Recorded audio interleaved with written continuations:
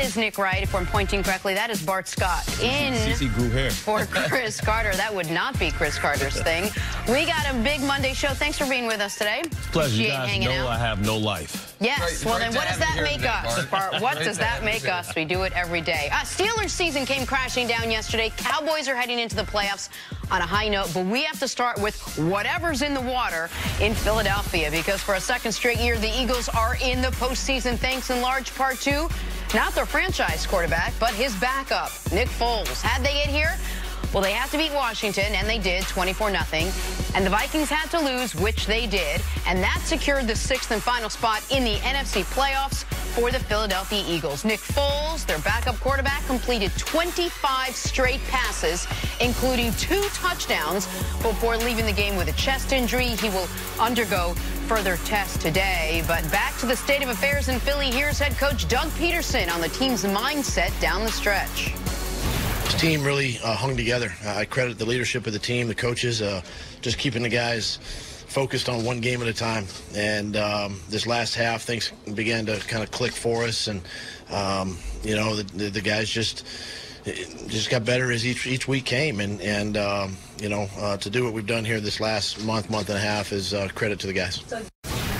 So, Nick, on December 9th, the Eagles were 6-7. They had lost to the Cowboys. Carson Wentz was hurt. Things looked like they weren't going great for the defending Super Bowl champs. Now here they are in the postseason. How impressive has this Eagles turnaround been? Wildly impressive. The last 3 weeks, they look like the Super Bowl champs again for the first time all year. The turnaround really started a few weeks before that Cowboys game. They were 4-6 after getting mollywopped by the Saints. Just embarrassed. The Saints were running trick plays on them, running up the score. They won their next 2 games. Then they took Dallas to overtime in a game they could have won, and Carson gets hurt. But these last 3 weeks with Nick Foles, and I know we'll talk about Nick Foles, it's not just the play of the quarterback. It's the overall team play where they beat a Rams team in Los Angeles, a Rams team that was fighting for the 1 seed. Then they turn around and beat a Houston team that loss cost Houston the 2 seed. And then they beat Washington, and everyone expected them to beat Washington, but they dominated Washington. Fletcher Cox looks like Fletcher Cox again. All around, this team, all of a sudden, this last month of football, looks not just like a team that snuck into the playoffs at 9-7, but a threat in the postseason. And I understand Nick Foles is the biggest story with them, and he should be for a good reason. But the entire team is playing its best football that it's played all year. The main reason that this team is playing well is because of St. Nick. He's the greatest Christmas present that any team could have asked for. When you look at the same thing that Nick is doing, it's the same thing that Lamar Jackson provided for the Baltimore Ravens. He energized this team. He gave them a sense of belief. And what happened is now you start to look at the rush attempts, 34 rush attempts. You know, you look at how they're moving the football, but it's all about the rhythm, too. It's about this offense is getting the rhythm. They're starting to run the ball. It's simple with Nick. Him and Peterson have such a chemistry. It's either RPO, check down, or shots. Or deep shots. Or shots, right? And all you have to do is hit a couple of shots, you know, for you to be successful. You know, usually when you throw the ball deep, 3 things can happen, and they're all positive for the offense. You talk about the illegal, contact, holding, PI. They rarely intercept it. And what's happening now is now this defense gets an opportunity to rest. You're protecting the secondary that struggles. And now you talk about Fletcher Cox. You talk about that front 7. They have the time to go rest on the sideline and get a drink of water. Before it was Carson Wentz, and they were giving too much to Carson Wentz. You notice they haven't invited Carson Wentz back. Well, and Carson Wentz been trying to get back. Carson Wentz went and got a second opinion take your time. outside of the team. And I would say Nick Foles got some bruised ribs, maybe cracked ribs. 2 weeks in a row. This week. No, he got hit real hard last week by Clowney, and I couldn't believe he came back one play later. This game, they removed him from it. He's going to have x-rays. I think he's going to be able to play, but he has been, Jenna, it's been sports movie stuff. It's been the type of stuff you love. I love this. And while you're right, it's not all Nick Foles. My question to you would be, is there something about something as small as or as big as a quarterback change, regardless of who it is, just something that tweaks it a little differently? Maybe the players respond a little differently, regardless of his talent or skill level, that's enough to sort of propel a team to play the way they've been playing? I think Doug Peterson understands Nick Foles' limitations.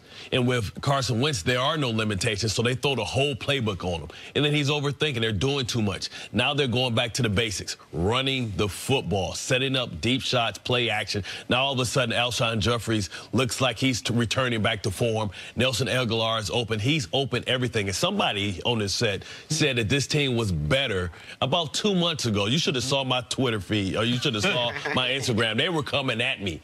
Apologize, Philly. Apologize. But do you? Well, but here's the other thing. We know certain teams are great as front runners, right? The number one seed in the AFC, I think, is one of those teams. If they jump out on you early, they're going to do what they did to Oakland yesterday. It's going to be over in the first quarter. What we know about this Eagles team in the last 2 years, they haven't worn the front-runner hat very well. They don't want to. They didn't have it that long. By the time they became, oh, my God, this team could go to the Super Bowl, and people started looking at them like that last year, is right around the time Carson got hurt. So they never really had the target on their back. This year, when they did have it, even with Foles in the beginning, they didn't respond. This team responds offensively and defensively to that underdog role that we laughed at last year. And the quarterback, I can show it to you here. He's played 11 games in the last 2 years for the Eagles. On the left-hand side, those are games that if they lose, their season is over. 6 games, either playoff games or this run. He's been spectacular. The other 5 games are the games at the end of last regular season, beginning of this regular season. He hasn't been very good, but when he has been in a must-win situation, he's been spectacular. He tied the NFL record yesterday for consecutive completions in a game, and that was when the game was still in the balance. He threw an early pick when it looked like he might let Washington into the game, and from that moment forward, he was spectacular. Okay, so they're in the postseason now. They're playing as good as they've been playing. Nick Foles looks like he's got some of that magic back, but are they good enough to get back to the Super Bowl? I don't know about get back to the Super Bowl because they're still flawed, especially in the secondary, but they are a team that nobody wants to play because they got into the playoffs, and it's almost like a new lease on life.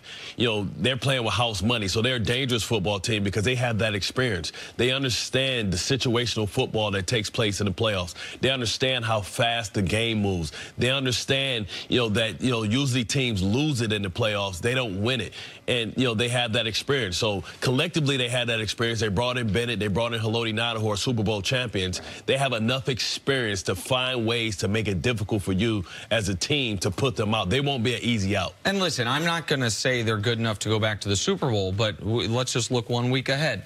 They're playing the Chicago Bears this coming week. Now, I think the Bears have been an undervalued, underrated team all year, but nobody knows how Mitch Trubisky is going to play in his first career playoff game. Nobody knows how Matt Nagy is going to coach in his first career playoff game. And by the way, who did Matt Nagy learn from? Andy Reid, a guy who's had his own playoff struggles as far as what he does with his offense in the postseason. The Bears are better.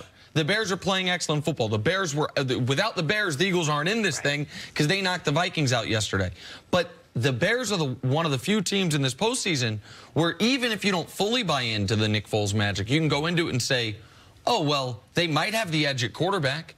As of lately, their defense, they're not playing like the Bears defense, but is playing, I think since week 12, they're one of 3 defenses with at least 18 sacks and 10 takeaways. They're being opportunistic, and they do scare you offensively because of the deep shot. The thing with the Carson Wentz offense was there's a reason Zach Ertz obliterated Jason Witten's reception record by a tight end. Right. It was just Ertz, Ertz, Ertz. Now Alshon Jeffrey, Nelson Aguilar, getting Darren Sproles back was huge. You have a much more potent offensive attack. Nobody's happier than Alshon Jeffrey. I mean, he's too. Does it make a difference to you that they're on the road? Oh, of course. Listen, now, yesterday they weren't on the road. Right. I mean, they were, but homecoming game. That was crazy. The way the Philly fans took over FedEx Field, I think that's what it's called in Washington, and made that a home game. Of course it matters. And we've never seen this Eagles team play a road playoff game. But the elements aren't going to bother them in Chicago, I wouldn't imagine. And I think the Bears are happy they won yesterday. Yeah. I think they'd rather be playing the Vikings a second time rather than playing the Eagles this week. Well, they could have controlled that. That's on them. Yeah, that's a good point. All right, we got to take a break. Coming up, speaking of, the Vikings missed the playoffs after signing Kirk Cousins to that old $84 million contract. We'll talk about that next on First Things First. You're already shaking your head. Still it.